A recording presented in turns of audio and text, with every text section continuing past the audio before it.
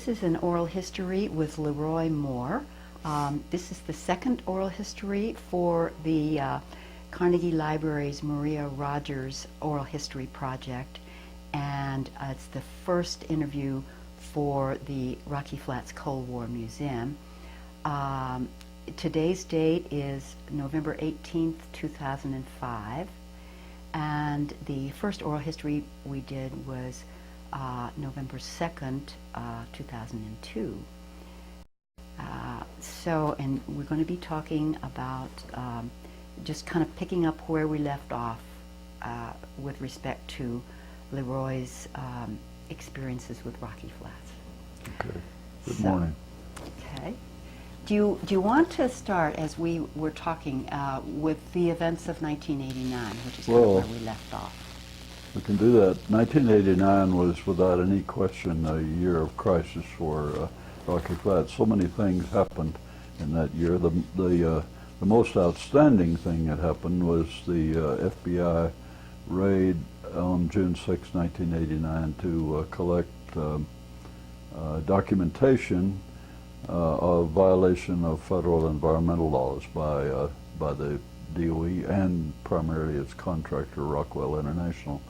But other things happened in that year. That was the year that there was a lawsuit by the Sierra Club to try to get production halted because of buildup of too much waste storage on the site in violation of federal law. And some people, in fact, think that the FBI raided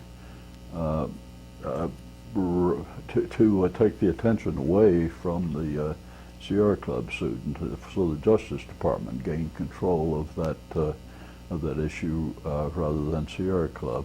But that very issue was important. The Rocky Flats facility was shipping a particular form of waste called transuranic waste, which is a waste with a fairly high concentration of plutonium content. They had been shipping this for years to Idaho, and DOE had promised the state of Idaho repeatedly that they would that it was not a permanent. It's not permanent up there in Idaho. They were burying this stuff out in the open, but it was not permanent. They were going to remove it. And yet, every time the state of Idaho tried to get them to do something about it, it was postponed and postponed. So finally, the governor of Idaho goes out there and puts himself on the railroad tracks at the boundary of the state of Idaho and refuses to allow a train from Rocky Flats carrying this waste from Rocky Flats to Idaho to enter the state to carry it on the continued distance to the Idaho National Engineering Lab. And the federal government could have removed him. What impact did that have well, on you and sort of local people? Well, it just galvanized everybody in terms of the issue around this waste, and it certainly called attention to the fact that the DOE was handling waste in an irresponsible manner. Anyway, that was part of the crisis of that year, and because of that, then very, very soon, Governor Romer, the governor at the time here in Colorado, was threatening that Rocky Flats was going to have to shut down because they were about to meet the agreement made between the state and the Department of Energy on how much of this waste could be stored at Rocky Flats at any given time. They're very close to it. So that's only some of the things. Right after the FBI raid, they discovered they have a lot of plutonium in the ductwork at the facility, and that's very exceedingly dangerous because nobody knew how much was up there in those pipes just over the heads of the people working in the factory. And if there's too much of it, it could go critical and have an explosion that would kill anybody in the near vicinity. There have been a couple of accidents of that type in the history of making nuclear weapons in the United States. Not at Rocky Flats, they claim. But that was another piece of the crisis. Another piece of it was that Rocky Flats was added to the EPA's Superfund list that year as a major federal facility that had to be cleaned up according to Superfund law. So there were so many things going on. The FBI raid called attention to dangers. By November, the Department of Energy halted production at the facility, saying that they would resume in a few days. Well, in a few days, they said they'll resume as soon as they can. Rockwell, along the way, had said publicly that they couldn't do what the Department of Energy expected them to do, build bombs at Rocky Flats, without violating the law. They said that. Now, they were trying to protect themselves, obviously. The day after they said that, the Department of Energy, Secretary of Energy, Admiral Watkins, fired them effective at the end of the year and brought in a new contractor. So the beginning of 2000, there was a new contractor, EG&G, famous for their work with submarines and having done work at the Nevada test site and at this Idaho facility I mentioned. They were brought in without a bid process or anything, hand-picked by Admiral Watkins, and their task was to get Rocky Flats back online. They spent 2 years and almost $2 billion trying to do that, and they did not succeed. So the crisis of 1989 continued. A lot of money was spent trying to get back online. Cleanup was not really started. It was talked about more than acted on at that time. By 1992, when George Bush, the first George Bush, George W. Bush Sr., some of us say, gave his State of the Union address, he announced that a particular warhead would not be produced anymore, and that was the signal that production was really officially ended at Rocky Flats, because that was the only warhead they were expected to make at that particular time. And not long after that, then it was announced that the mission of Rocky Flats was going to change from production to cleanup. So we entered a whole new era. And one of my, I was telling you earlier that I had received an award from Lifetime Achievement Award. If you live long enough, you get a Lifetime Achievement Award. And I got a Lifetime Achievement Award from the Alliance for Nuclear Accountability in Washington a couple of years ago. And the woman that introduced me and presented the award was Beatrice Brailsford from Idaho, part of the Snake River Alliance, which is a local group up there that watches things at the Idaho National Engineering Lab. And Beatrice said it giving this award that it made her so happy because LeRoy and those that he works with are responsible for closing Rocky Flats twice. I never heard that before. She was talking about what happened in 1989 and the fact that the activists had certainly played a part in getting environmental laws created that then got applied to Rocky Flats, and the government was investigating itself to find out if they broke those laws, and so on. We were involved in that activity, and then finally in 1992 we had been really effective, I think, in getting the congressional delegation from Colorado and elsewhere not to vote the huge new funding that they would have to get Rocky Flats to get back in operation at Rocky Flats. So there had been a lot of activity on your part and other activists working with you. We had a wonderful small group of about 7 or 8 people that met once a week during that period after the FBI raid until when there was sort of in a limbo about whether they were going to restart production. This group met every week and talked about what was going on, what we needed to do. It was a wonderful group. You know of some of those people. Could you just kind of mention who they are? Well, Doesn't Tom have- Rao was one of them with American Friends Service Committee. Jan Pilcher at the time was on the staff. She was the staff person for the Physicians for Social Responsibility. Jason Salzman was the Rocky Flats focus person for Greenpeace. Ken Corkia, who at that time was fairly recently graduated from college. You know him now, we know him now as the person that's been the staff director for such a long time for the Rocky Flats Citizens Advisory Board. But back then there was a group that had been created with a technical assistance grant from the EPA, and they called themselves the Rocky Flats Cleanup Commission, and Ken was hired as the staff person for that organization, and he came to our meetings, more or less on behalf of that group.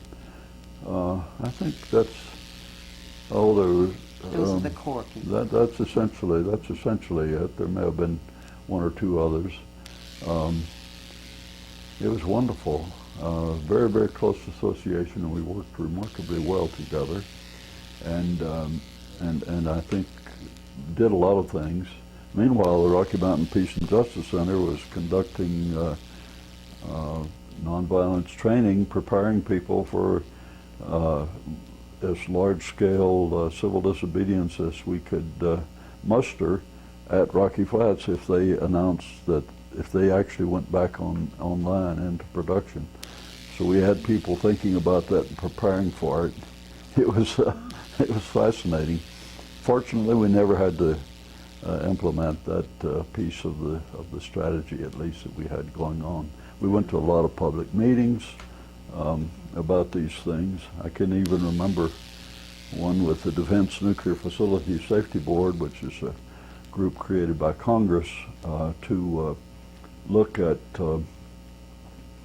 issues of compliance and safety at nuclear weapons facilities nationally, and they came to Rocky Flats 2 or 3 times during that period and held meetings here.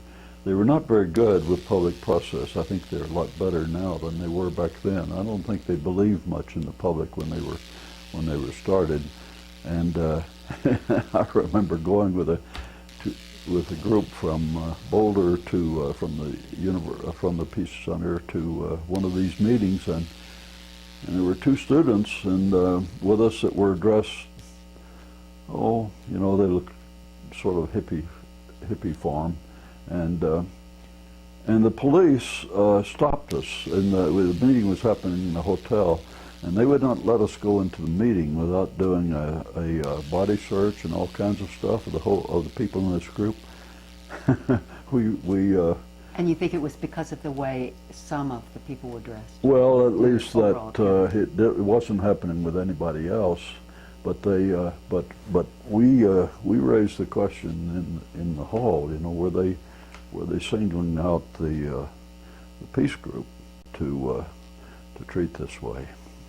It was rather embarrassing, I think, for the Department of Energy and for this national body that had been created that had to answer to Congress, produce reports.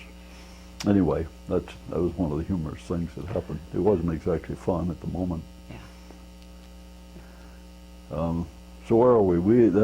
By 92, then Rocky Flats was maybe the official change of mission was announced even in 93. I'm not certain of the date, but in that period anyway, there was some talk for a little while on the Department of Energy's behalf that they would put Rocky Flats sort of on hold and keep it in reserve and not really change the mission, but have it in limbo, waiting. If they really needed more plutonium pits, then they could come back and restart and make them. And that there was talk for a few months of that. That didn't really that didn't last. And pretty soon the Secretary of Energy announced change of mission. And then we entered a whole new era, the era of the cleanup. EG&G was not much of a cleanup contractor. That's not their experience. That's not what they really came to the site to do. And by 1995, they were being replaced by Kaiser-Hill, the primary cleanup contractor. But there's some other things along the way that I ought to mention. One was when it was clear that the mission now was going to be cleanup, we and other folks like us, not only at Rocky Flats, but at some other DOE facilities that were slated for cleanup, we wanted to have advisory bodies to advise the Department of Energy and the regulators about the cleanup. And I played a role nationally in getting those advisory bodies created. We had a wonderful ally in a man at the EPA headquarters who had sort of spearheaded the idea, and it was nice to have somebody in government pushing for that. Todd McCall, and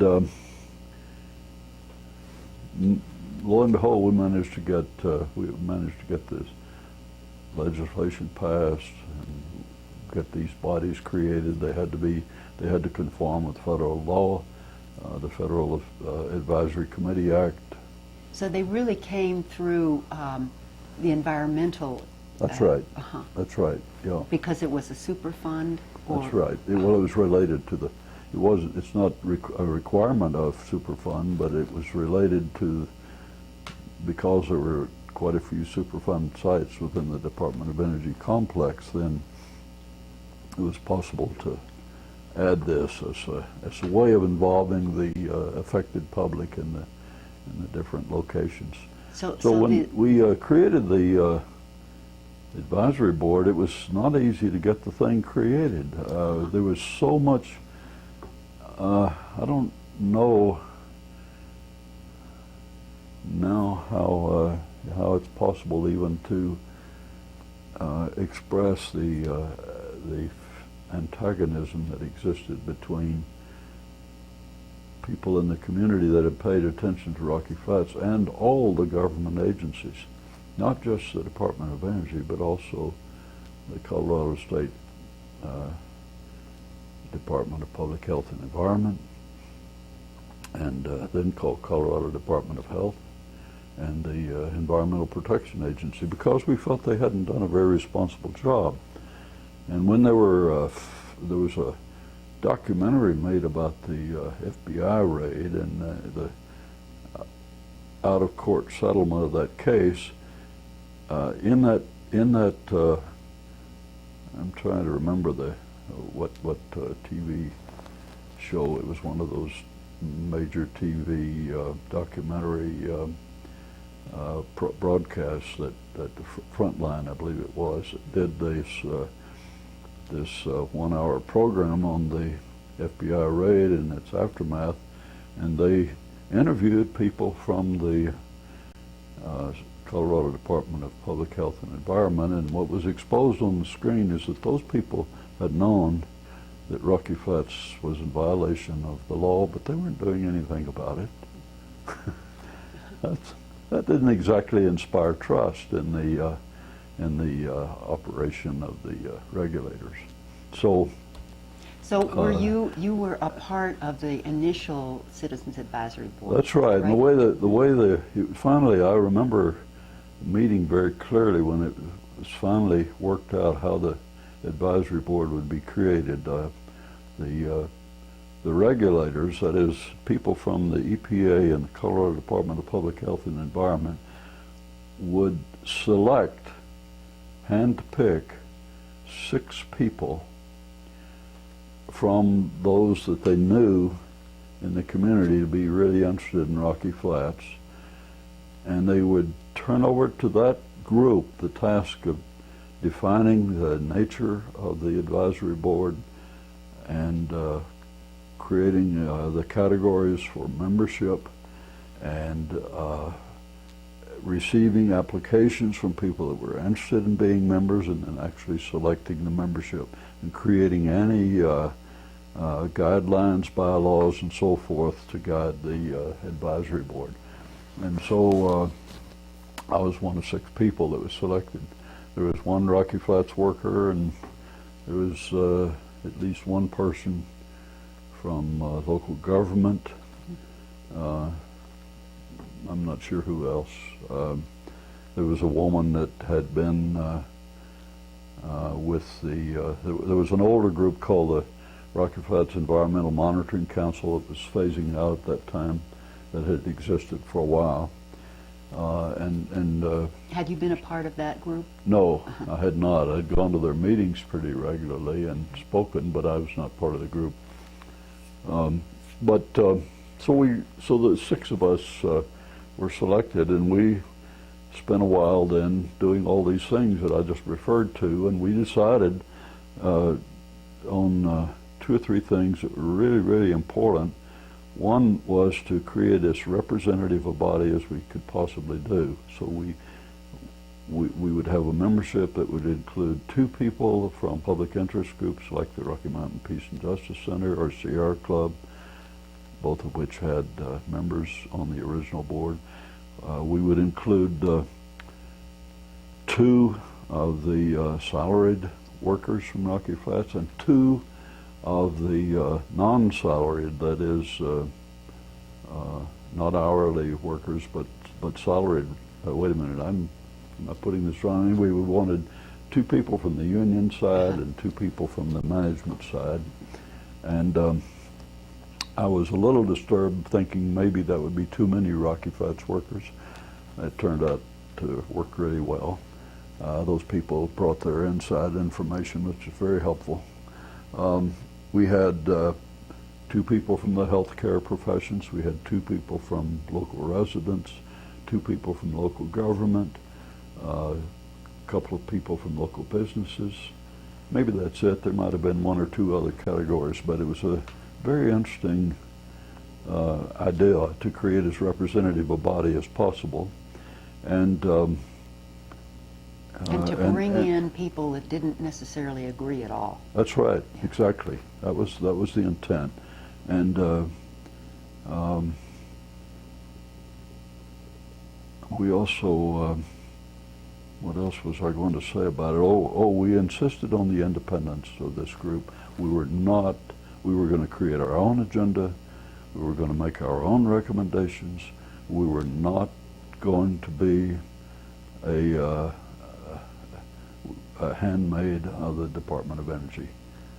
And we made that so clear, and everybody was quite in agreement on that this would be an independent group. And DOE had difficulty with that, and legally they had total power over our funding. They provided funding for these bodies that were created around the country. Just to clarify, the board members were not paid. No, were they? No, but it's there were completely staff. voluntary. Right. We did have a budget that was large enough to hire staff. Right. But another decision that we made that was fundamental to the character of the Citizens Advisory Board here is that it would not be a staff-driven organization. The staff would work for the board, and the board would make the decisions, and the board would create the agenda, and the board would make the recommendations to the Department of Energy, which the Department of Energy by law was responsible for responding to. They had to do that, and under the Federal Advisory Committee Act. So, and then when the group, when we finally got the group together, there was one little story. I won't mention this person's name, but there was one quite controversial, very angry local person who had been an activist for a while, who wanted to be a member of the Citizens Advisory Board. And this person's name was put forward, and in the process of selecting, I was quite ready to support having that person as a member, though I realized it would be very, very difficult to work with this individual. And others were quite opposed to selecting this individual. But at about that moment, this person withdrew the nomination that had been submitted, and so we never had to make that decision. And then this person complained to Todd McCall, the man I mentioned earlier from EPA, that our process of selection had been unfair because this individual had not been selected. And I had to write a letter to Mr. McCall, whom I had met and spent a good bit of time with. And I thought I had his ear and explained to him what really had happened. So anyway, that's just a little story along the way. But so did you breathe a sigh of relief? Yes, yeah. I was actually glad, because it would have been very difficult, especially in light of the next thing that I'm going to mention, and that is that as soon as the board was meeting, I made a proposal that the Citizens Advisory Board make decisions on matters having to do with our recommendations to the DOE, that we make all our decisions by consensus. And I don't know, Dorothy, if you're familiar with the consensus process, but it's rather different than voting by majority rule. In consensus process, everybody has the opportunity to express their point of view, and if it's a matter of urgency that you really make a decision on the matter, then you really work to include everybody's point of view in the final decision, whatever it is. And I'm a strong believer in that. That's the. So you were the person who put that forth. I put that forth, and I wrote a 2-page memo explaining consensus process, and a couple of times I held workshops on consensus process for the Citizens Advisory Board, invited to do so when we would have a board retreat or something like that. And some people were skeptical, some were opposed, but it was finally, when we worked at it a little bit, it was agreed on. And my primary argument with people was that if we're going to make decisions where we always have minority reports, then we're going to make it easy for DOE to divide, to conquer us by division, and we don't want to do that. We want to, as much as we can, we want to be able to make recommendations to them that we can all agree on, and it doesn't mean that you compromise anything.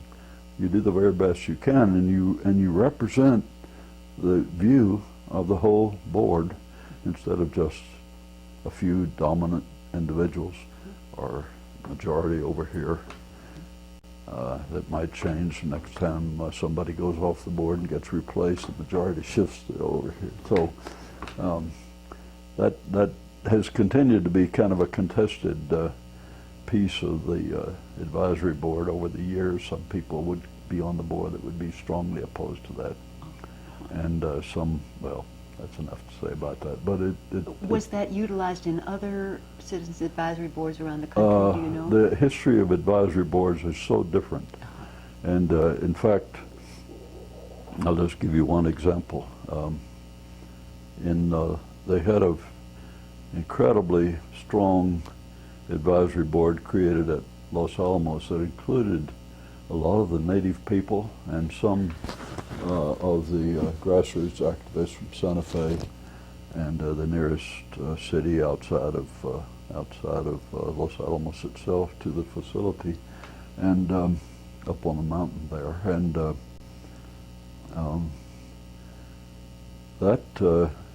the DOE was not satisfied with the recommendations it was getting from that group, and it was very unhappy with them, and so what did it do?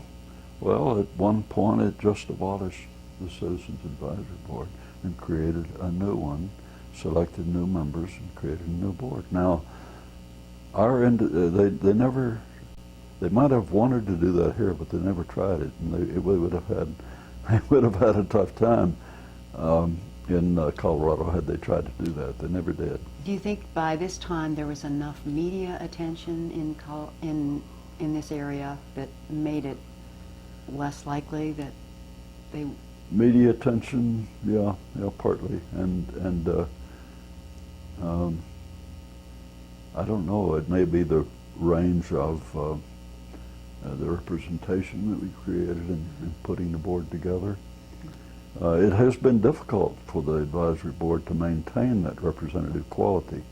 For instance, by the late 90s, it became exceedingly difficult to get, if a worker left the board, it was difficult to replace that worker. There were not very many workers that were willing to be on the board, and the best worker that we had on the board was a very independent guy who did not hesitate to criticize DOE or the contractors' behavior in our meetings, in our public meetings. He would bring up things about worker safety. And there are very, very few of those workers that dared to do that because they really feared. And there's a climate of fear. He made it clear. There was a climate of fear among the workers that if they brought up issues that the contractor or the DOE preferred them not to talk about, they could get in trouble. They might, not get a promotion. They might even be phased out of their work or so on. So it also became difficult to replace health professionals when people would leave. People that are enormously busy in their lives aren't eager to join a board to deal with something sometimes as boring and tedious as attending an advisory board meeting for several hours every month and a committee that meets for several hours every month in addition to that, and doing it. It's a lot of homework. And so there was a lot, you had to spend a lot of time and in between. The serious members of that board were always, we had to spend a lot of time reading documents and sometimes in other meetings and so on. So it was a big responsibility, a lot of work. So you were one of the initial members and remained on the board for how long? Well, I left the board twice, sort of like closing Rocky Flats twice. I left the board twice. In 1996, when the original Rocky Flats cleanup agreement was signed and agreed to by the Department of Energy and the regulators, I left partly in protest because I felt that was such an irresponsible decision they'd made, and they did make and they announced the cleanup agreement. We had an opportunity to comment on it, but they paid little attention to the comments, and they had drafted the cleanup agreement without any input from the public. Without any input from the public. And the advisory board that had been created to advise the Department of Energy on cleanup matters was not part of the process of creating the Rocky Flats Cleanup Agreement, which is the legally binding agreement for how to clean up Rocky Flats. And that's when they set the very controversial level for plutonium soil action levels, the famous number of 651 picocuries per gram of soil. It was the numbers adopted at other sites, the highest that I've ever seen printed in federal documents are 200 for a portion of the Nevada test site. The lowest that I've seen are 10 at Los Alamos. Actually, there's a site in New Jersey where there are 8. So, that's at other facilities, DOE facilities and nuclear bomb test facilities in the South Pacific. All of those cleanup levels were far, far lower than what was being set here at Rocky Flats in a major metropolitan area where the suburban developments are encroaching around the site. So it was a very irresponsible decision, and I was unhappy. So I resigned the board, and in '96, and later, and this is another whole story, how to get into it. I did come back onto it a couple of years later, and I came back onto it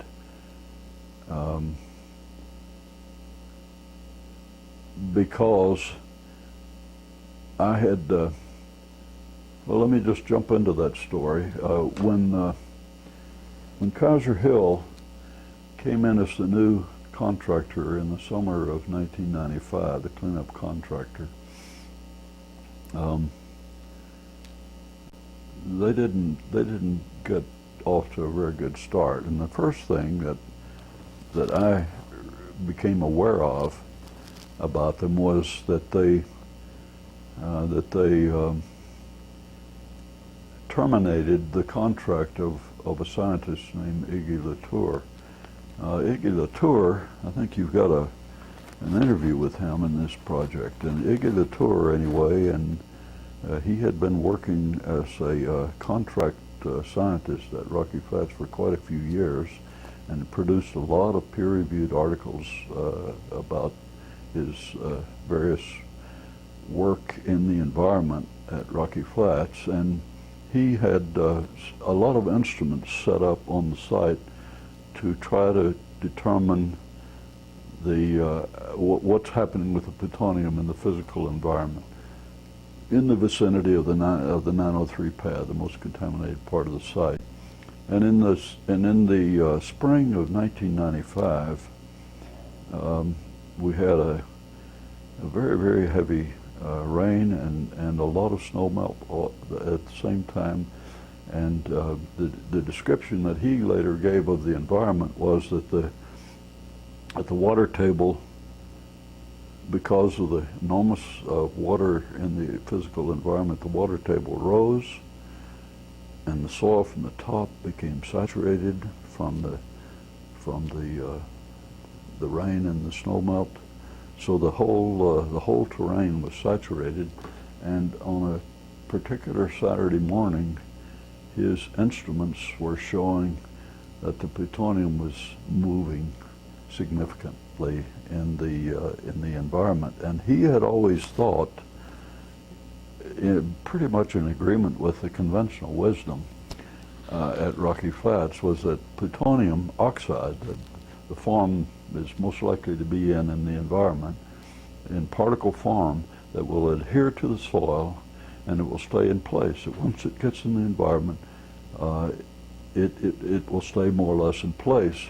Well, he was discovering that plutonium below the surface, some distance below the surface, in what's called the vadose zone, which is the subsurface environment, was moving.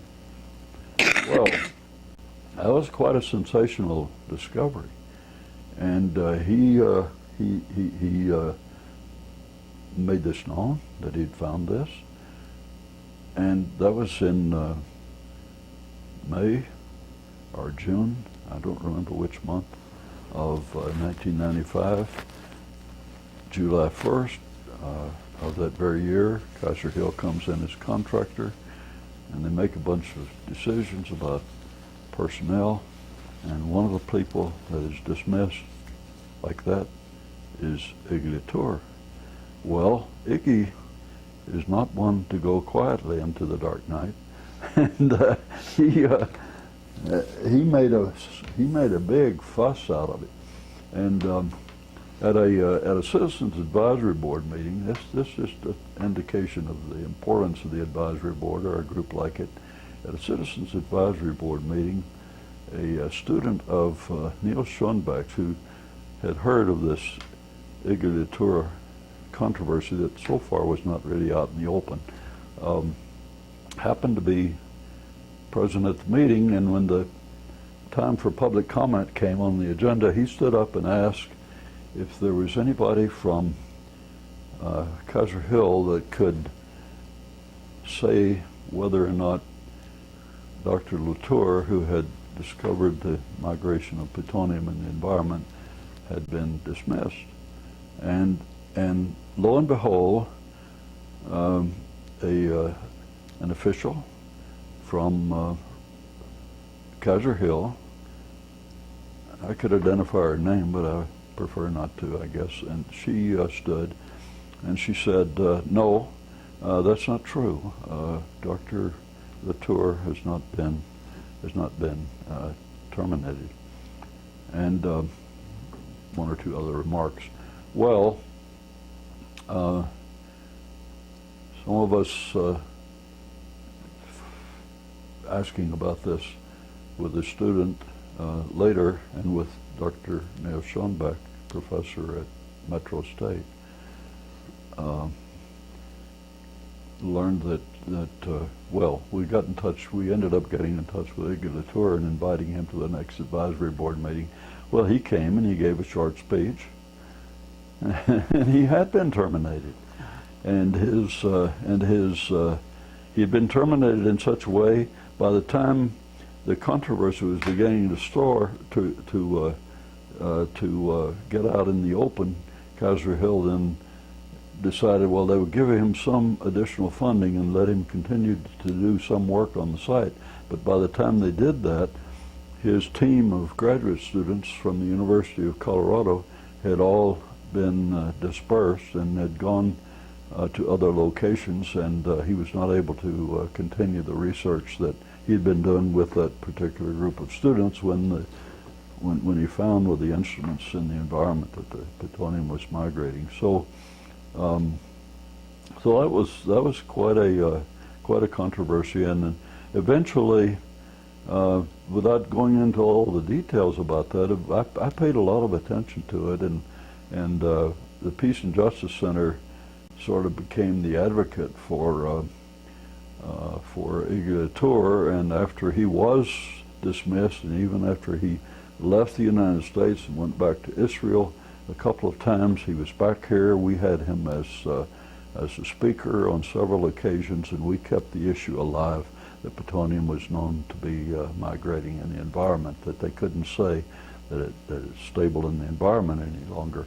Well, meanwhile, the Department of Energy, the Kaiser-Hill, created a whole new, very elaborate program of actinide migration studies, which is to study the migration of this kind of stuff in the environment. And they hired a bunch of prestigious scientists, including a couple of people from the Los Alamos lab. And I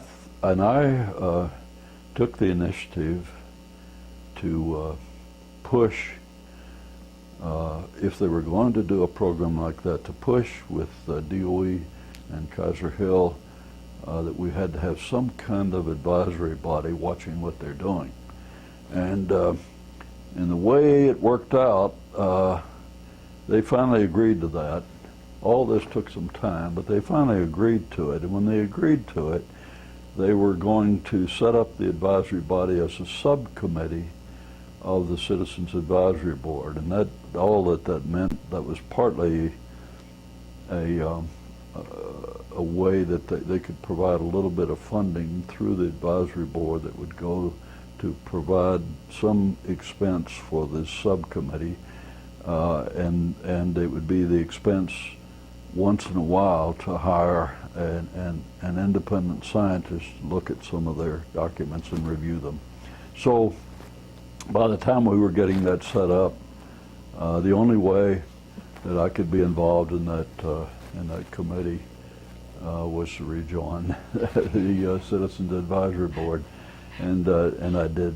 So I came back onto the advisory board as a member, and I later ended up making a promise to the advisory board that I would leave it as soon as they reached the final decision on cleanup. The 1996 Rocky Flats cleanup agreement was so controversial, having to do with the plutonium cleanup levels, that in a process in which I was also deeply, deeply involved, along the way, they they were going to revise it and revise the cleanup plan for plutonium and other contaminants in the environment. And they didn't produce the final document until right at the end of 2002, and put it out for public comment in the holiday period from around Christmas and New Year's. They held one public meeting, December 17th, 2002. We got them to extend the comment period until the end of January. So in that period, they received the comments, and it took them till I think June to finalize the document. They made proposals at the end of 2002, and they only modified them in very slight ways in response to the public comment that they received. And at the end of, or in the month of June, they produced the final cleanup agreement, and that's the legally binding document. And the recently announced completion of cleanup, recently announced by Kaiser-Hill last month, October of 2005, means that they cleaned it according to the agreement that had been reached in June 2003, final version of the Rocky Flats cleanup agreement. And I want to come back to that later because... But now the whole soil, the amount of plutonium to be left in the soil, that whole issue, you were a part of being on the soil. Oh yes, yeah, I really was.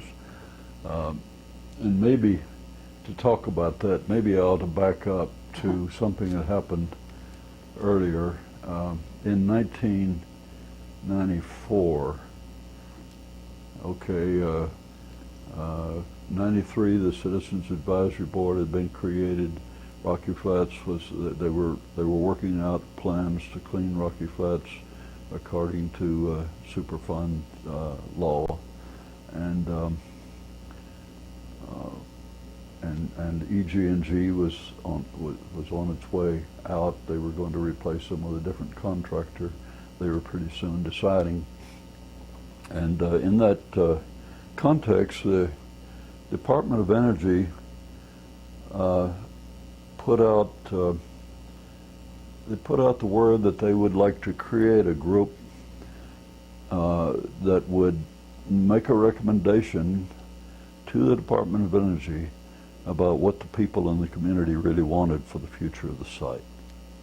And so what ended up being created was the Rocky Flats Future Site Use Working Group, and this was a group that was an ad hoc group, that is, didn't have a long-term agenda. It was asked one question, given one task: tell the Department of Energy what you people from the community want for the future of Rocky Flats. Well, that could be anything, and it's the only other body that has been created of members of the public that is broadly representative, like I was describing had been the case with the Citizens Advisory Board.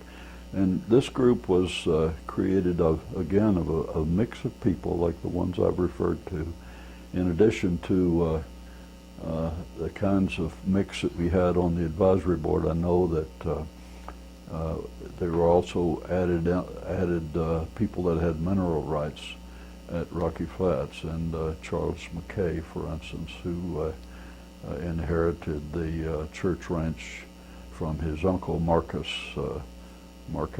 Church, the man that originally had to sell property to the Department of to the Atomic Energy Commission back in the 50s to create the Rocky Flats, provide land for the Rocky Flats plant. McKay owns the mining operations, owns the mineral rights on some of the Rocky Flats land, so he became a member of this group. And the group was created with several, there were 12 or 15 positions, representative types, and I represented environmental groups on the working group, and I had an alternate, and everybody had an alternate. I think my alternate was John Shepard, who lives here in Boulder, who is a physician who was active with the Physicians for Social Responsibility. And if I couldn't be at the meeting, then I would expect him to be there. And so the effort was to make sure that each interest that was part of the body was always had someone there. And we included, besides the voting members, if that's the phrase to use, I'm not sure that's the best way, but we included also some ex officio people, so we expected somebody from Colorado Department of Public Health and Environment, somebody from EPA, somebody from DOE, to be at the table all the time. And that group met for a year. It was, I'll say a little more about it. It was facilitated by Mary Margaret Golton and a team of a couple of other people who are with CDR, which is an organization here in Boulder that has an international reputation of working in areas of enormous conflict, like South Africa in the apartheid period. They would get people from the African National Congress and the South African government together to talk to each other about how to deal with problems in South Africa at the time.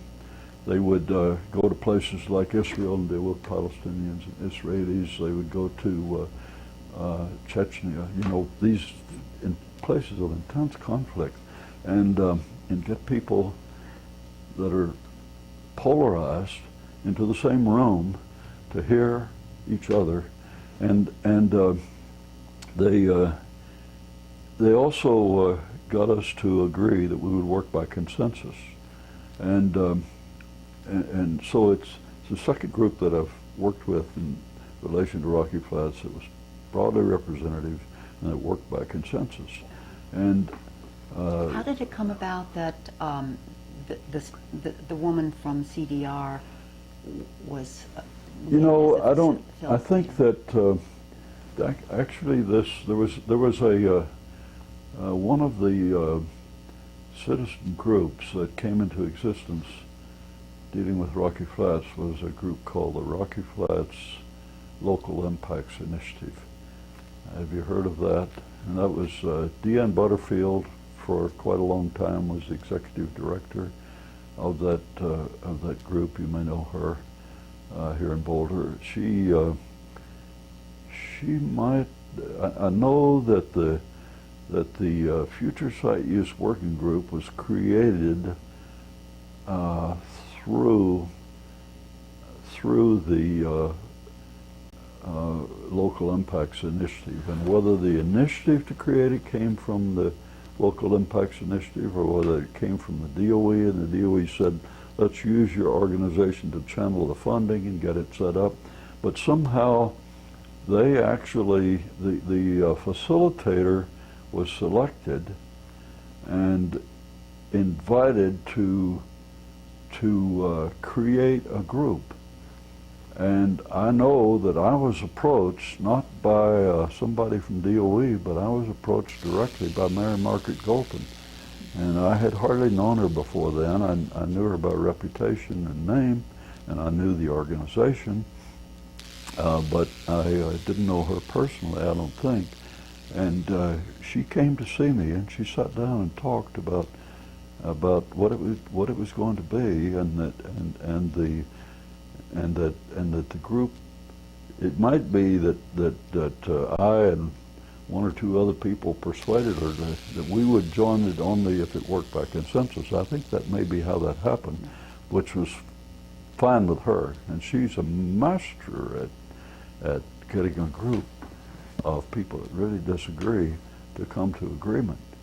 And I've never experienced a better group facilitator than Mary Margaret Golton. Very, very skilled. And I've seen some other really good ones in this Rocky Flats work. And so she persuaded me that this would be a move worth taking. It wouldn't be a waste of time.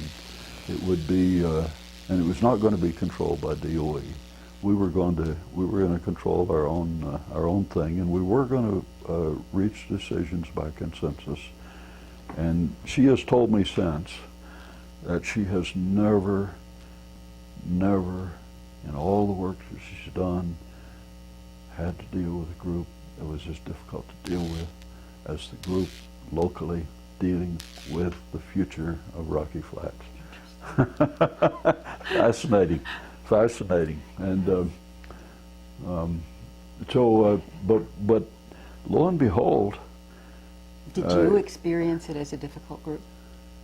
I experienced it. Oh, there were tensions. There were certainly tensions and strong disagreements with some of the people.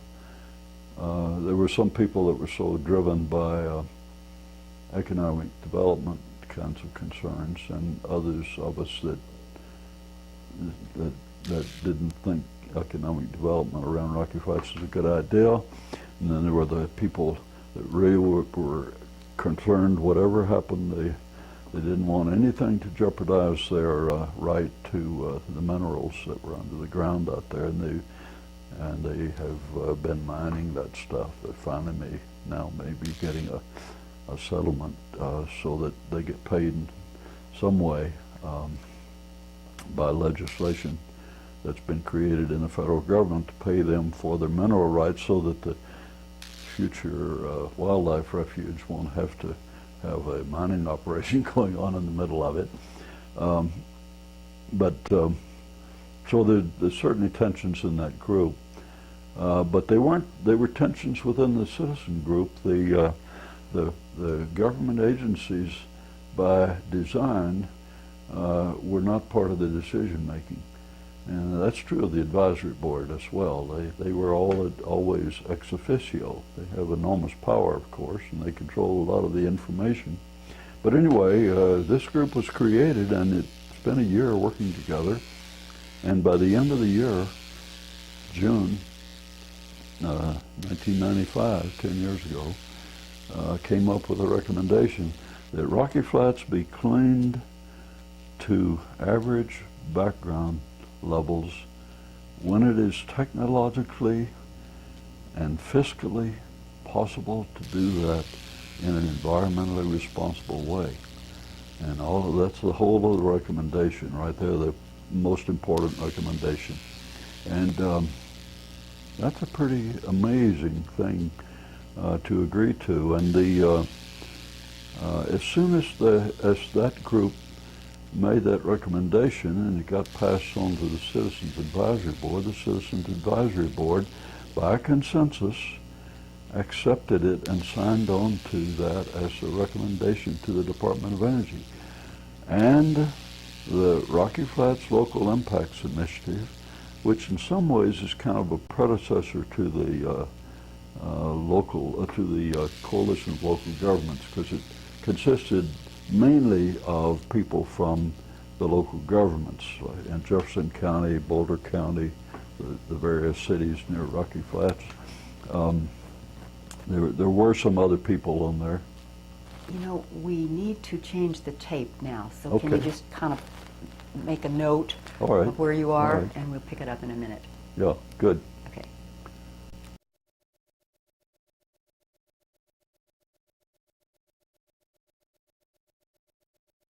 Of the oral history with LeRoy Moore for the Maria Rogers Oral History Project program and the Rocky Flats Cold War Museum. And today's date is November 18th, 2005. So can we pick up where we left off? Yes, I was talking about the recommendation from the Future Site Use Working Group and the fact that well, let me say one other thing about the recommendation. That group recommended cleanup to background when it's technologically and fiscally possible to do that in an environmentally responsible manner. Could you just define what cleanup to background Oh, means? okay. Yeah, clean up the background. We human beings and all the other creatures on this planet live in an environment. Before the nuclear age, we live in an environment of natural background, radioactive background. And there's here in Colorado, for instance, there's radiation in the environment from the presence of uranium in the soil, or uranium that washes down from the mines, not the mines, that would be in addition to the natural background. But there's some natural background from radioactive materials that are in the physical environment that produce gas that's radioactive. There's some radioactive materials present in foods, like bananas, for instance, have a small amount of naturally present radiation. There is radiation from from outer space that reaches us on the surface of the Earth. So we live in an environment. We evolved, if we can believe in evolution, and I do. We evolved in a radiation-rich environment. Since the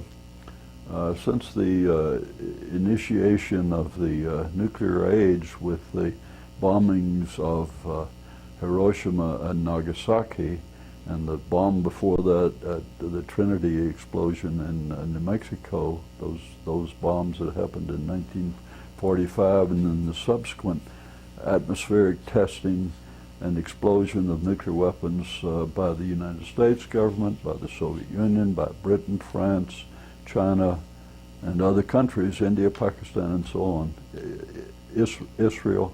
All these governments that have nuclear weapons programs have released some quantity of material. If their explosions have been atmospheric, and sometimes even if they've been under the ground, material gets released into the atmosphere, and those radionuclides get transported by the winds and deposited a thin layer everywhere. So here in Colorado, and everywhere in the United States, everywhere on the planet, we no longer live in a environment of natural background. We live in an environment that's been enhanced to some very small extent by deposits from atmospheric releases of radiation, humanly created products, and plutonium is one of them. So there's a quantity of plutonium in my yard here, in your yard here in Boulder, that is present irrespective of the existence of Rocky Flats. And so when we say we want to clean up the background, we want the environment cleaned up to that background, to that level. And that means the stuff that's been added from Rocky Flats, on that environment, on the Rocky Flats facility out there, 6,550 acres of land, roughly 10 square miles of land. We would like that to be cleaned up to background, which in Colorado is usually said to be 0.04 picocuries per gram. The final cleanup that they finally adopted officially at Rocky Flats for the top 3 feet is 50 picocuries per gram. The number that they had recommended back in and adopted officially as the legally binding number back in 1996 was 651 picocuries. Now, a picocurie is not very much radiation, but it's enough to do harm. And because plutonium, just a single particle in the body, at least has the potential of doing harm, because it can radiate all the cells that surround that particle, and that might cause cancer, or that might cause genetic effects. It might upset the immune system, so that a person may 20, 30 years down the line after getting that particle into the body might have a problem, a health problem. So that's sort of the reason why this group was saying, let's clean up the site to average background for Colorado. And that wasn't an easy thing to have come to agreement on, is that No, right? no. But what it meant was that people were agreeing that they wanted the best possible cleanup. And the group said, we are willing to wait for as long as is necessary, but no longer than is necessary to get a real cleanup.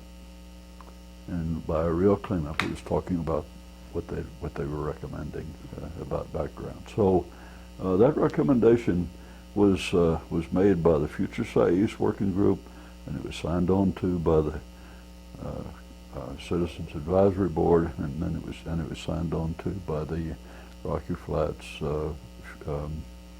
Local Impacts Initiative. And these were the latter two of those were the two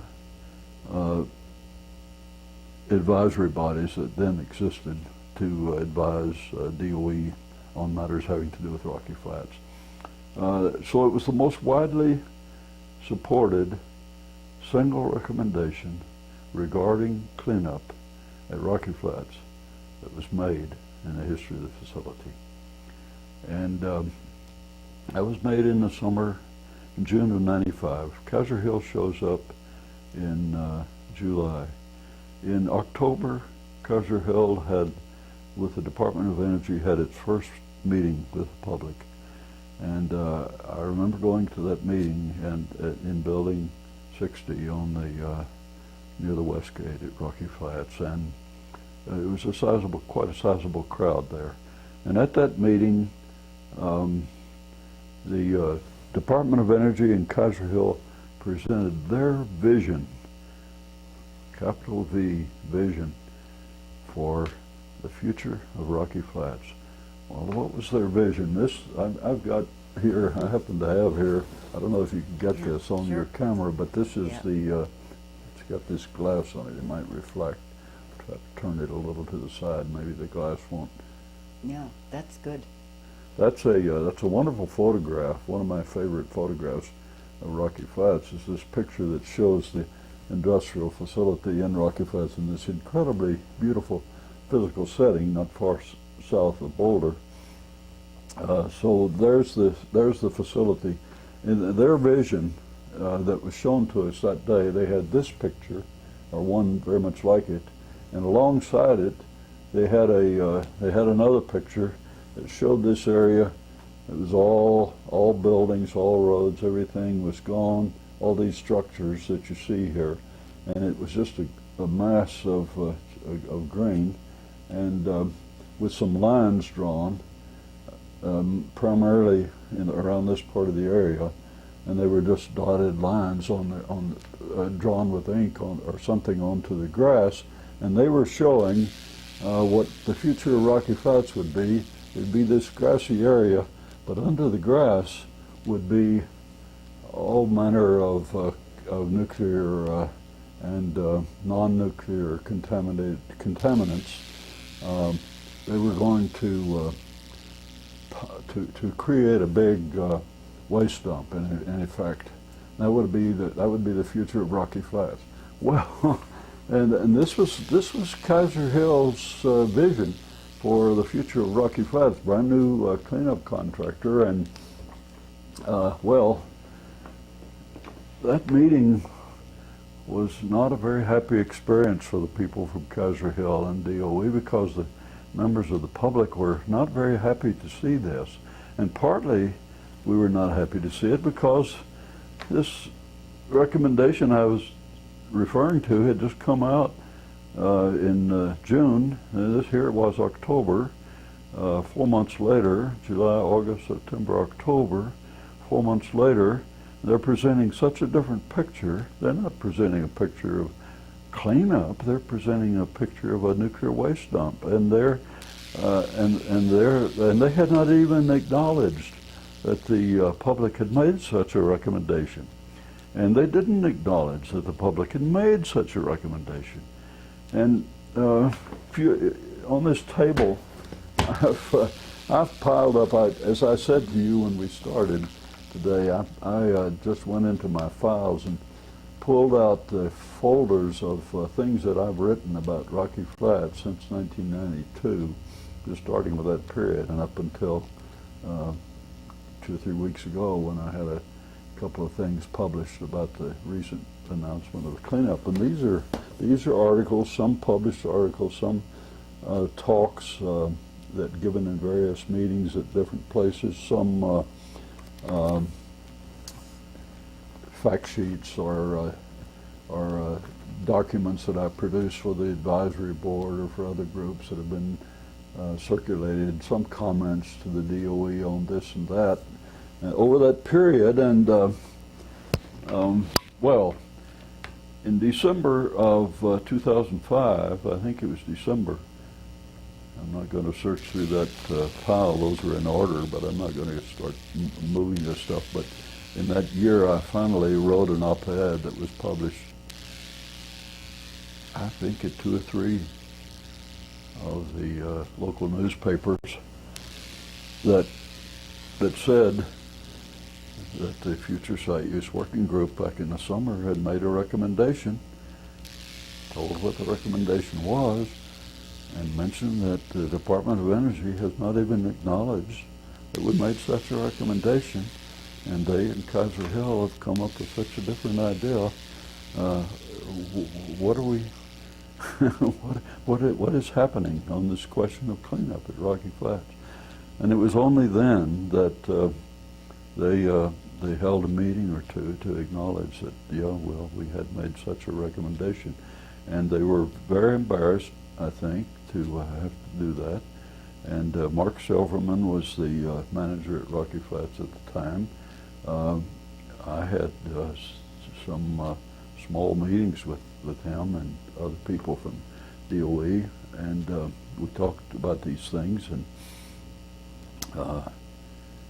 he never was quite saying that, he never said then, well, we are making decisions. Kaiser-Hill has come in here having started to negotiate with Congress to get funding that's going to limit the cleanup.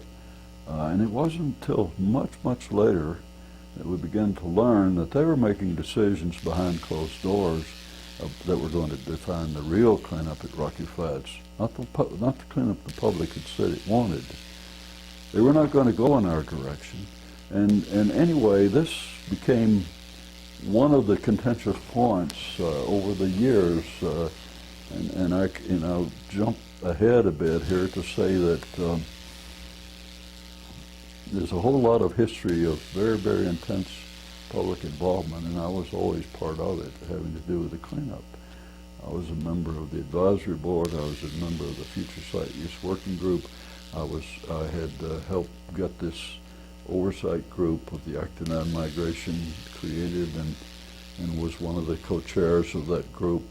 I was later, when the soil action level controversy got so big, and they decided to DOE, the Assistant Secretary of Energy, not anybody at Rocky Flats, but the Assistant Secretary of Energy, because he'd come to Colorado on the day following the announcement of the cleanup levels at 651 picocuries.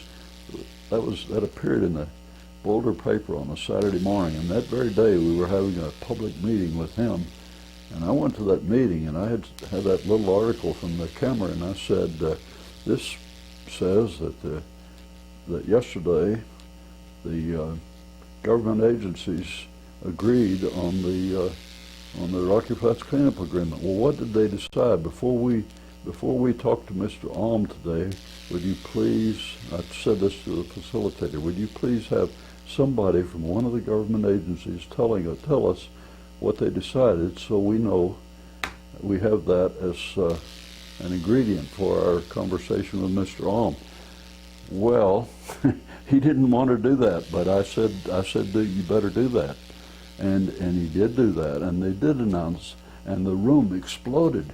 And Al Alm, the Assistant Secretary of Energy, the second highest ranking person in the Department of Energy having to do with facilities like Rocky Flats, the man in charge of all their cleanup operations just happened to be here, and the room just exploded. And the agenda for the day was gone out the window, and Jesse Roberson, who was new as the manager at the site, broke into tears in the meeting because of the public. She was bringing the secretary out here to find out what strong support they had from the public for what they were doing with the cleanup at Rocky Flats, and this is what he met. And he then became accessible to people.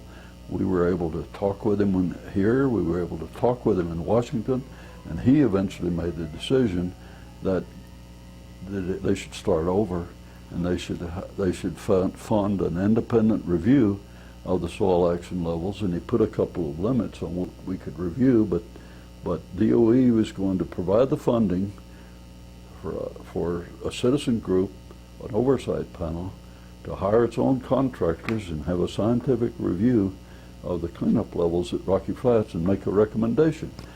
Well, I was on that group. That was the Rocky Flats Soil Action Level Advisory Panel.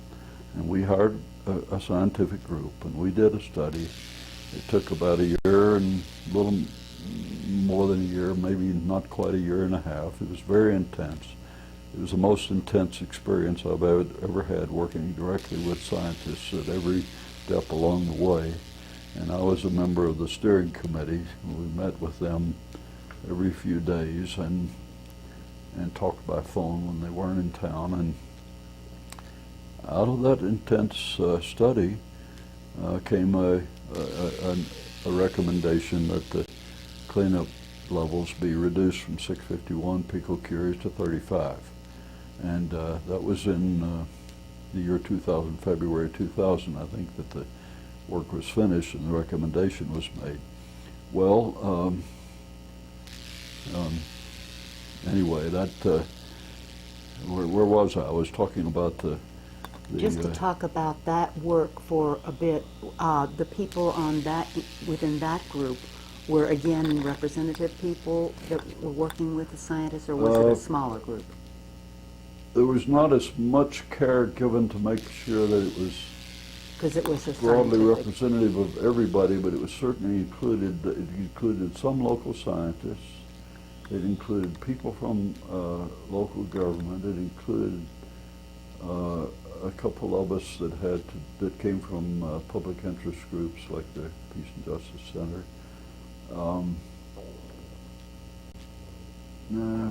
Who else? I'm not sure. Some academic people.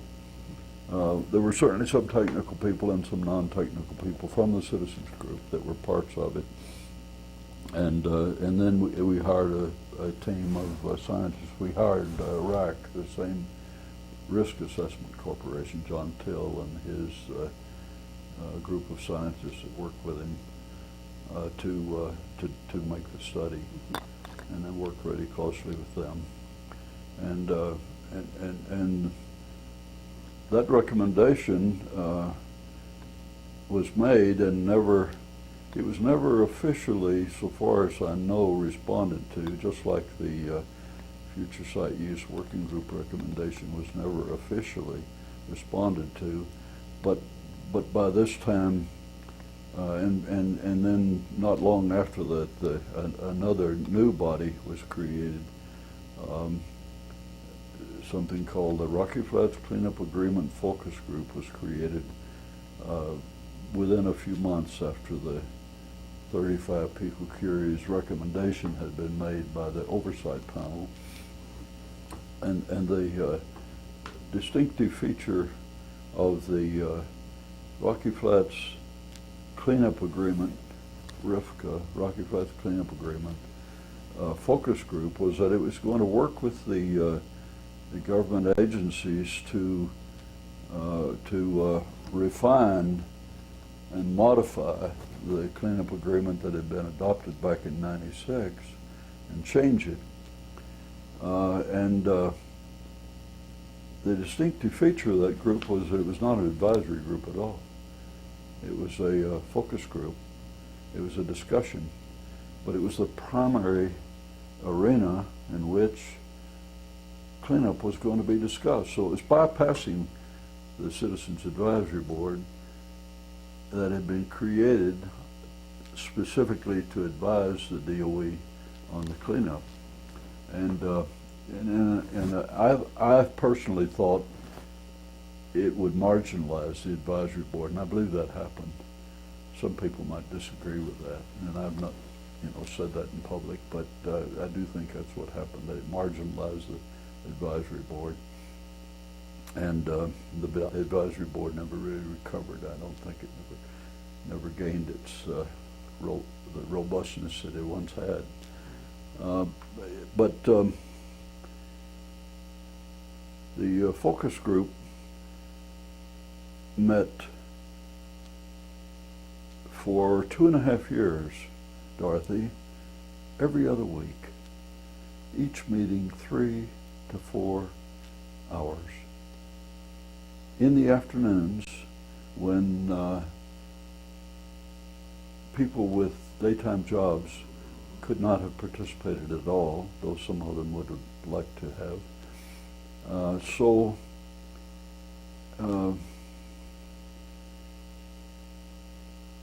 Who were the people that were on it? What kind of people? It was, it had no official membership. There was no selective process. It was open to anybody that wanted to come. The local governments had several people there. The cities of some of the cities, especially Westminster, Arvada, and Broomfield, the ones that are most affected by Rocky Flats because they're downwind and downstream, had people there. The staff members from the advisory board and the coalition of local governments were present. I was there from the Peace and Justice Center. Tom Marshall was often there. Some scientists that had been part of the oversight panel looking at the soil action levels, Neil Schoenbeck and Joel Selbin and Joe Goldfield, those three were there. Joe Goldfield died along the way, and major loss because he was so knowledgeable, and he understood things technically that some of us didn't, and he also was not repressible, and none of these people that I just mentioned are, I think. But anyway, those people. There were some others. Victor Holm, who became chair of the advisory board for quite a while, and and turned out to be a very strong ally of anything DOE wanted to do, was there. Jerry DePorter, a person that retired from Los Alamos and moved to the area, and later became the chair of the advisory board. He was usually there. So those are who they were. It was a mix of people, and you were part of it throughout. And the agenda, I was there throughout. Yeah, some of these people were there off and on, or they were there for one and they left. But I think most of the ones I've mentioned were there throughout. And Hank Stovall and Mickey Harlow, Mary Harlow from the local governments, very active in this group. They had also been parts of the soil action level oversight panel. But the focus group did not create its own agenda. We worked with the agenda of the government agencies. We would have input to it, but primarily it was their agenda, and they wanted to get our buy-in to what they wanted to do, and I finally ended up. Well, let me say that along the way, the group had been meeting for more than a year, a good bit more than a year, I guess, when finally, at one of the meetings, after some of us kept saying, let's get the best cleanup possible. Let's remember to move to make possible, get the best cleanup possible and make it possible to do the eventual cleanup to background. Consider things like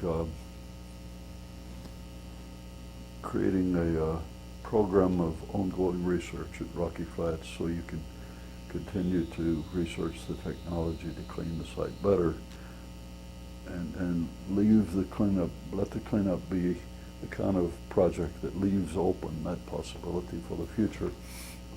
Well, it must have been very, very difficult for the people from the government agencies to hear these things, and they would become, they were snide almost about if somebody mentioned clean up the background. Oh, we can't do that. We can't do that. Well, finally, on a particular day, Joe Laguerre, who was in charge of the cleanup project with DOE, he was their key person, and he was always at these meetings. He finally said, he made it really clear one day that there had been, that we couldn't get the kind of cleanup that some of us were asking for because we were limited by available funds. There had been decisions made about what the funding would be. And this was in probably 2002, and it might have been 2001, might have been June 2001 that he was making this clear. I'd have to verify that by looking at back at the calendar, but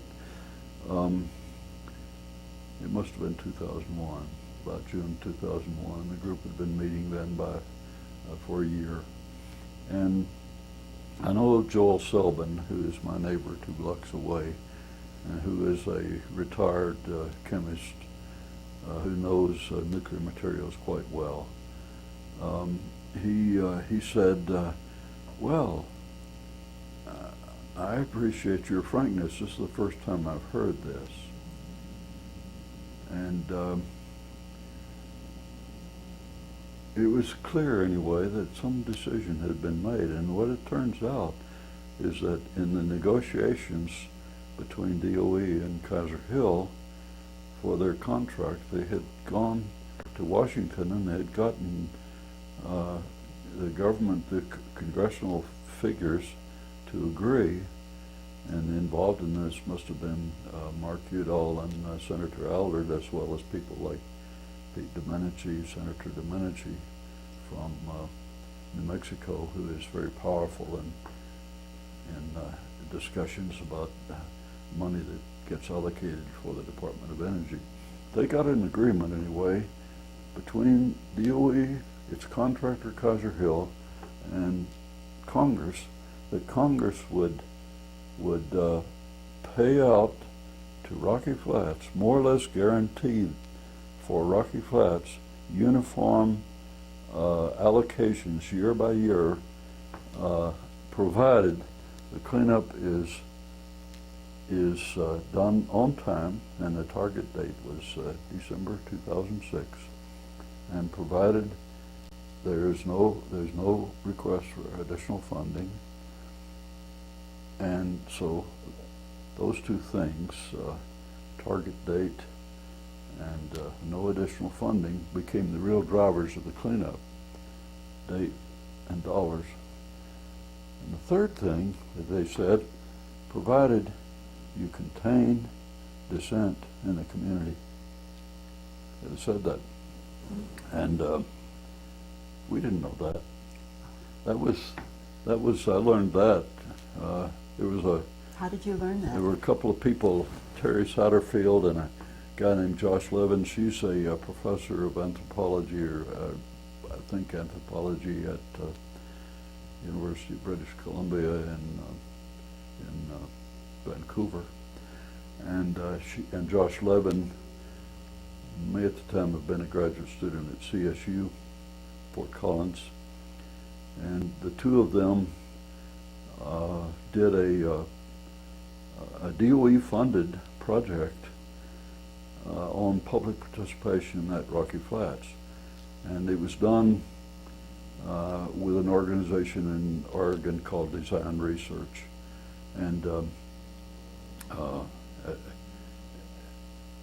the DOE funding is kind of an interesting story in itself. The Peace and Justice Center, along with some other grassroots groups, had sued the Department of Energy quite a few years ago for its failure to do an environmental impact statement on its nationwide cleanup of all its facilities. And eventually that case was settled out of court, and one of the stipulations of the settlement was that DOE would set aside $6 million as a fund that then groups like ours could, or groups like Design Research could write applications to and get some funding. So anyway, they had some DOE funding, and they did this project, and it was there've been a lot of these kind of social science research projects on public participation at Rocky Flats and other facilities, and I've been interviewed many times, and so many of those studies have been written in sociologies, and they're just unreadable, and not helpful at all. But this one is so clear, so well written, and it included. They managed to get somebody at Rocky Flats to tell them, or somebody from one of those government agencies told them what they knew all the time was that decisions had already been made that had defined that were going to define the cleanup, and that those of us that were arguing for something different didn't know this, and Joe Laguerre was bringing it out into the open that day, and his remark that they quote also, he later told them that meeting was like throwing a dead rat on the table. And they said in their text, their report that they wrote, where I learned some of these things I'm just mentioning, they said he was ostensibly admitting that DOE and the regulators and the contractor had not shared this information with the public. That's a contested point. I was on the bus with Jeremy Karpatkin, who worked for DOE until January of this year, and and I raised this question with him, and he vigorously disagreed with me. He insisted that they had been open with the public about the fact that I said, Jeremy, there's not been transparency. I disagree. I think it would have been horrible to make the decision that was made and to define the cleanup by dollars without public involvement. But if it was going to be done, at least it should have been said right then. Mm-hmm. And he said that they had informed people. I told him things had to look really different from inside DOE than the way they look outside. That was last week, that conversation. Oh.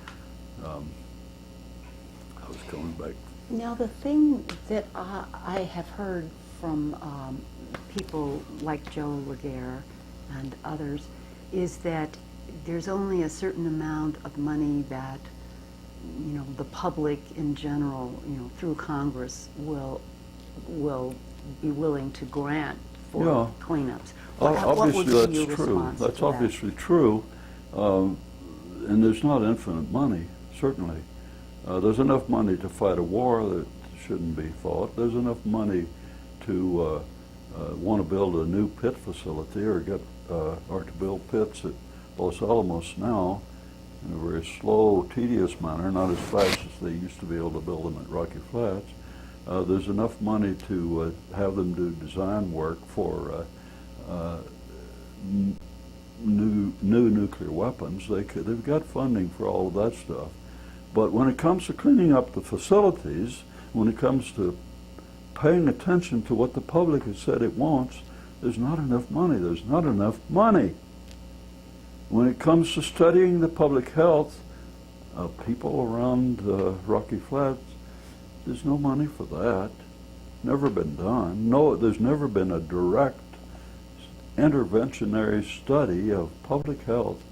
There's been a lot of things related to that, but there's never been a public health study around Rocky Flats, and hardly at any other place. So there's not enough money.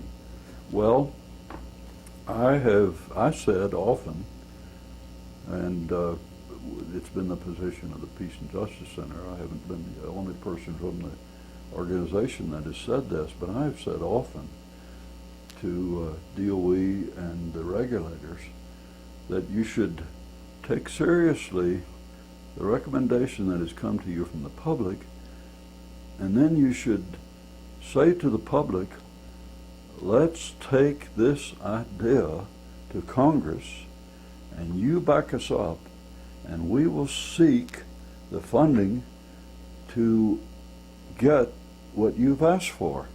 Let's do that.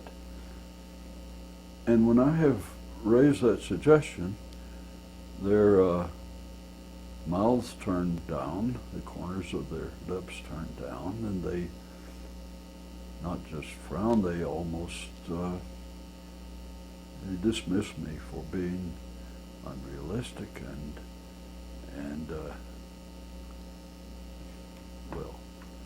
it hasn't been pleasant to just to get the reactions to such a straightforward and simple recommendation. And I said, look, Congress may then tell us they can't do it, but let's find out what they will do. If we have the community backing this kind of recommendation, and you, the government agencies that are responsible for protecting the environment and the public health, let's go and see what they'll do. Never happened. So. What has it been like for you, through all these years of spending so much time and such a huge investment on these issues? Can you speak to that a little bit? Well, it's been a whole new career for me, and I have gotten some recognition for it. I managed to get appointed to a couple of committees of the National Council on Radiation Protection and Measurements, and I'm a real oddball in that group.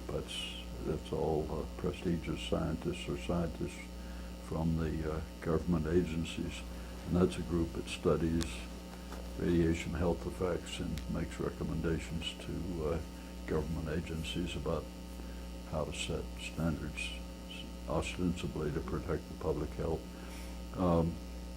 They've never done that. They've never involved the public in that process. Never. And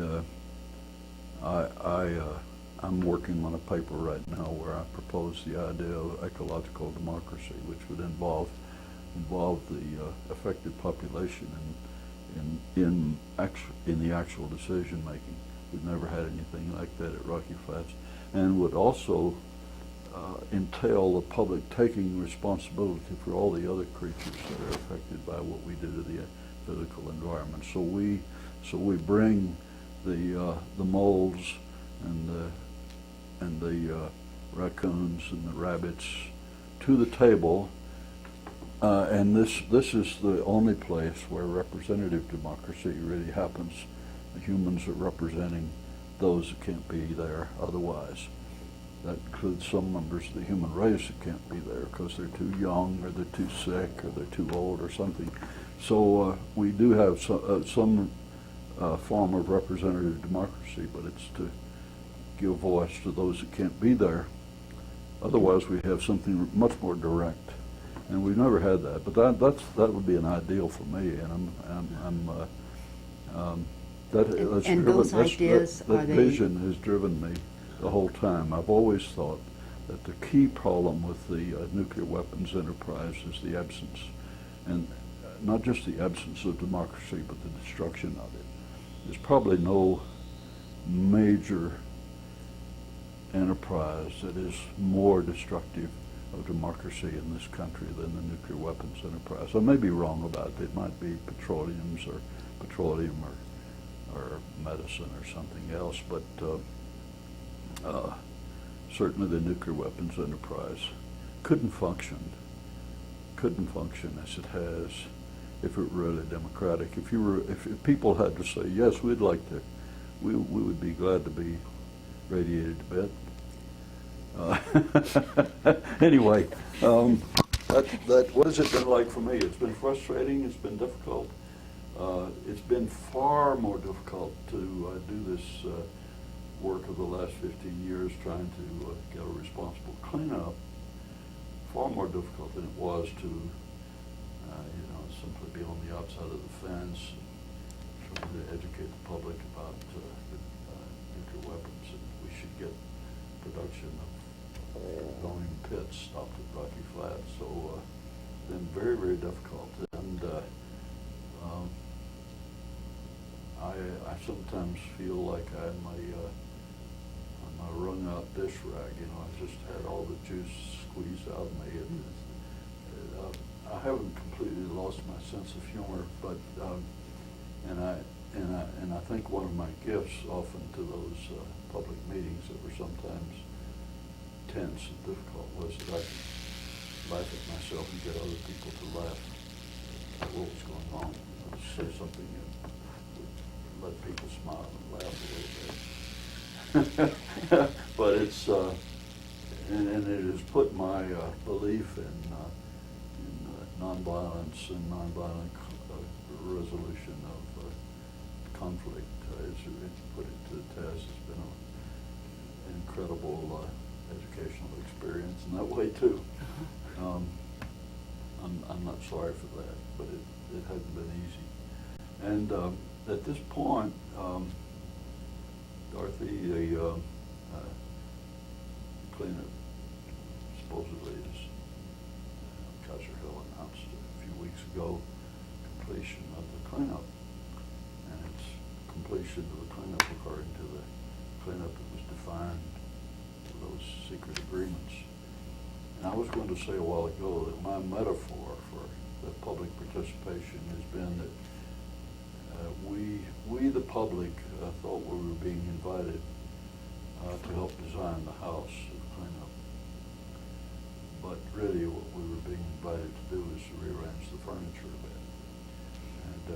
And we did get a better cleanup than they talked about in India agreed to in 1996. But it's by no means what it should be. And it's a better surface cleanup, but a whole lot more stuff is left below 3 feet and even deeper below 6 feet. And just in the last 2 weeks, I have read some documents that introduced whole new ideas to me that I was not aware of before because of the limitations of the people that have done the research around Rocky Flats. There's a scientist that came here because of this case that's unfolding in Denver right now as we speak. There's a trial there. Could you just outline what that trial is? Well, in 1989, after the FBI raid and the scandal of a federal facility not being in compliance with federal environmental laws, after that raid, a lawsuit was filed in the federal court against Dow Chemical and Rockwell International, the two contractors that operated Rocky Flats during the production years. And the lawsuit, it got modified along the way, but that lawsuit was filed in 1989. It's finally just about 4 or 6 weeks ago, here in the fall of 2005, it's finally gone to trial. And I've thought that it's probably delayed by the machinations of the lawyers for the defense that didn't want the information coming out into the open. DOE didn't want the information coming out into the open until they could say that the cleanup was finished. But anyway, it's a trial. It's a class action lawsuit brought on behalf of people that own property within the most contaminated area off the Rocky Flats site in 1989, at the time the lawsuit was brought. And that would have been about 10,000 households or pieces of property, and primarily residential. And so the case is finally underway, and the zone of off-site contamination is defined by maps that were drawn back in the 1970s by a scientist from the Atomic Energy Commission named P.W. Cray. After Ed Martell had, I think you probably have this information in various interviews, Ed Martell of the National Center for Atmospheric Research here in Boulder had taken samples in the off-site environment to see if any plutonium had escaped after the May 1969 fire at Rocky Flats, and he found high levels of plutonium that he thought came from that fire. And eventually, anyway, that was the act that sort of brought the environmental contamination and the health risks for the public out into the open for the very first time, and changed the public's understanding of Rocky Flats very, very greatly. And we learned, because of what he did, we learned about the other major accidents at Rocky Flats, the 57 fire and the 903 pad stuff. And anyway, after the Atomic Energy Commission, in response to Ed Martell's work, brought their own scientist here from their lab in New York City, and he took samples all over the Denver area as far as 40 miles away from Rocky Flats, and found plutonium deposits, and drew maps that were later published in the Journal of Health Physics. Those maps have what are called isoplasts. They're sort of amoeba-like structures, and Rocky Flats plant sits at one end, and what they're trying to show is where the plutonium went when it was airborne and released from the Rocky Flats site. It moved off the site eastward and southeastward towards central Denver, and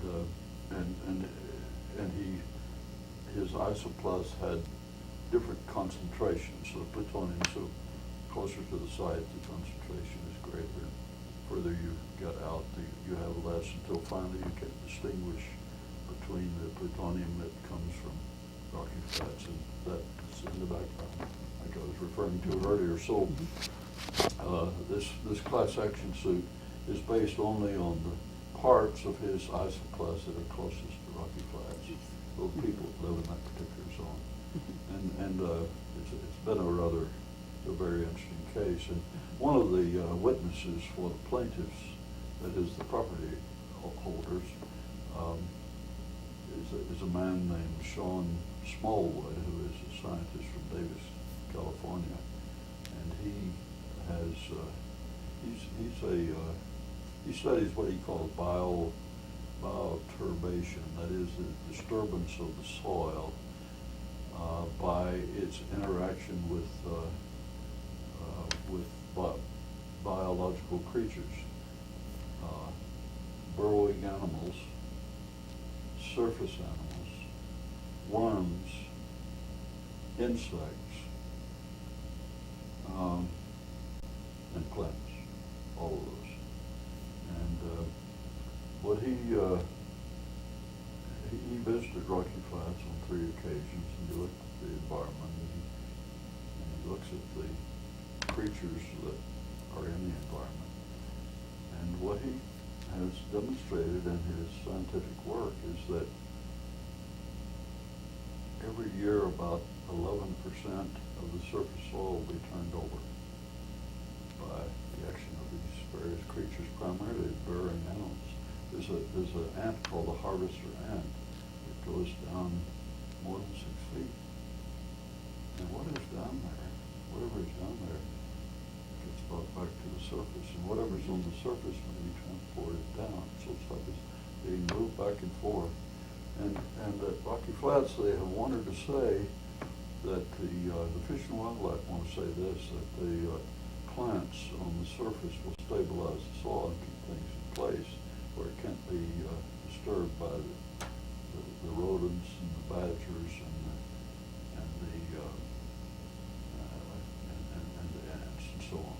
And he says that's not true at all, that when a plant, they plant some grass or some land-holding plant that's going to stabilize the soil, when that sends the root down, or its shoot goes out, that becomes a pathway that these creatures are interested in because it's easier for them to move along such a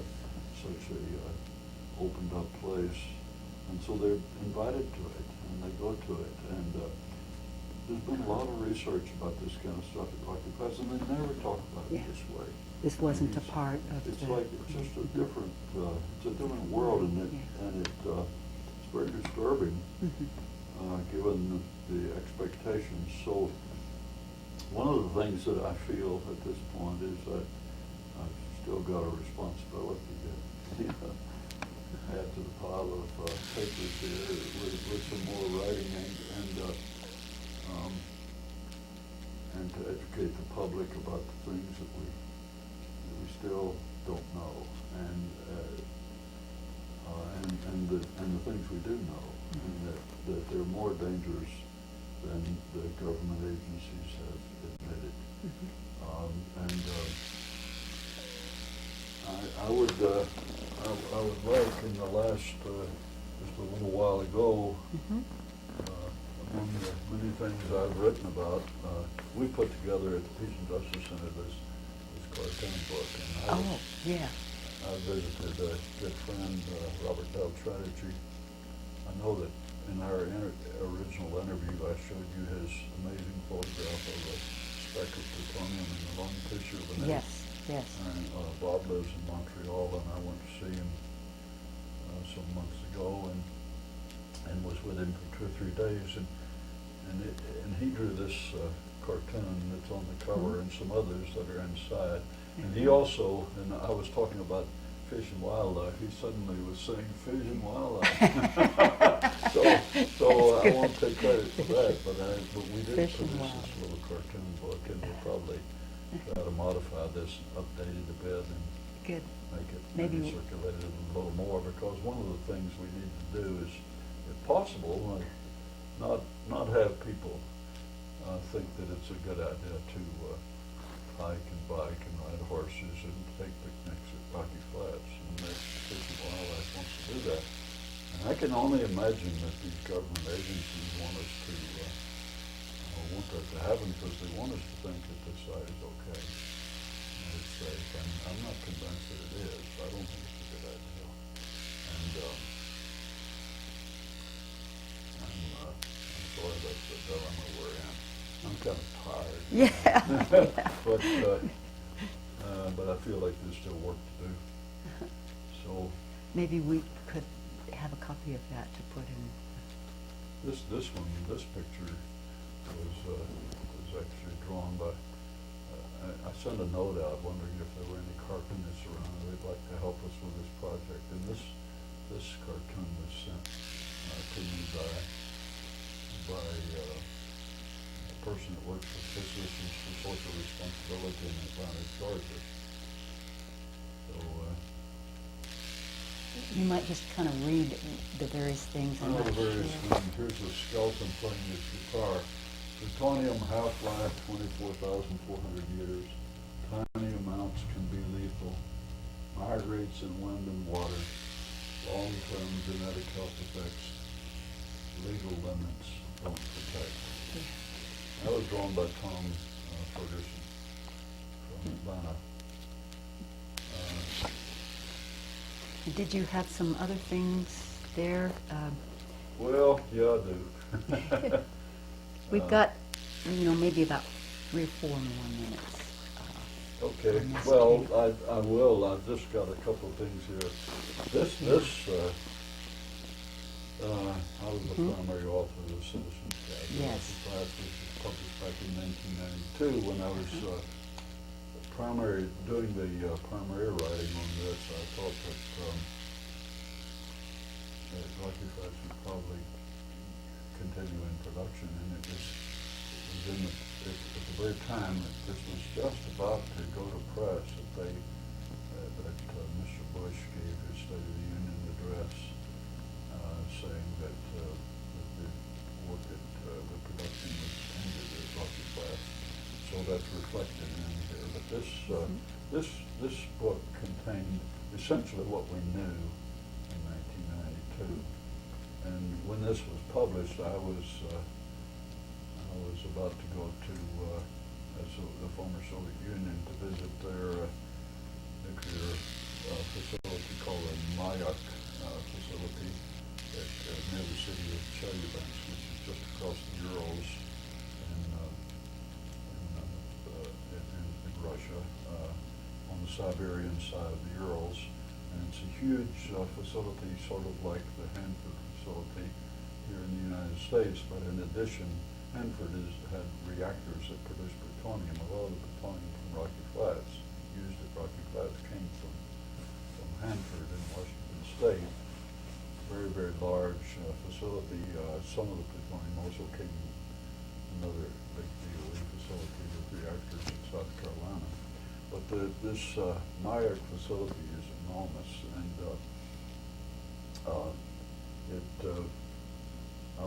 I was going there. They also had a facility like Rocky Flats where they made the plutonium pits for their nuclear bombs, and so they combined the reactor as well as the pit production facility in that one huge place, and it's probably the most contaminated place on the planet. I think it's worse than Chernobyl. It's certainly if Chernobyl was the worst nuclear accident, not clear to me that it was. The second worst was one that happened in 1957 at Chelyabinsk, when a underground nuclear waste storage tank exploded and sent a cloud of radioactive stuff into the air. They had to evacuate. They had to remove the population from several hundred square miles in that area of the Soviet Union at the time. And when a Russian scientist ended up writing a book about it that called Nuclear Disaster in the Urals, and he pieced it together from reading Soviet literature, and the CIA, the U.S. government and the British government did not want this information out because they didn't want people in the United States to know how dangerous, or in Britain to know how dangerous facilities, these nuclear weapons facilities are. And when I was at Chelyabinsk, there was a group of probably about 25 people from the United States that went there. We were the very first delegation of people from the United States to go to that facility in 1992. And the conference that we went to, organized by a local woman who had managed to get herself elected to the Soviet parliament for that part of Russia in the post-Soviet period. She had organized this conference, taking advantage of her position as an elected official. She'd organized a conference on environmental consequences of nuclear bomb production. And I was invited to go, and I gave them a talk about 1957, that in less than 2 months, there was the fire at Rocky Flats in September, the worst single accident that happened at Rocky Flats, completely unknown to the public. It released plutonium that went across the Denver area. There was this huge accident in Chelyabinsk, and there was another nuclear meltdown at a reactor at what is called the Sellafield facility in Britain, and all the governments handled it the same way. They did not tell the people. They didn't. And that's partly what you mean when you talk about the destruction of democracy. That's right. Yeah. Every place, Yeah. every government is actually the same way. Yeah. We have just British about and US are no one better. more minute, and Well, that's actually, just the copy of the Bulletin of the Atomic Science that came out in January and February, and I have an article. and you have an on this. article, and we'll include that in the, in the file that will be. In the file so, at the, yeah. at the museum. This is an article that it's a critique of the cleanup. Uh-huh. I think our So- tape is running out, so thank you very much. We took full 2 hours, I guess. Yeah.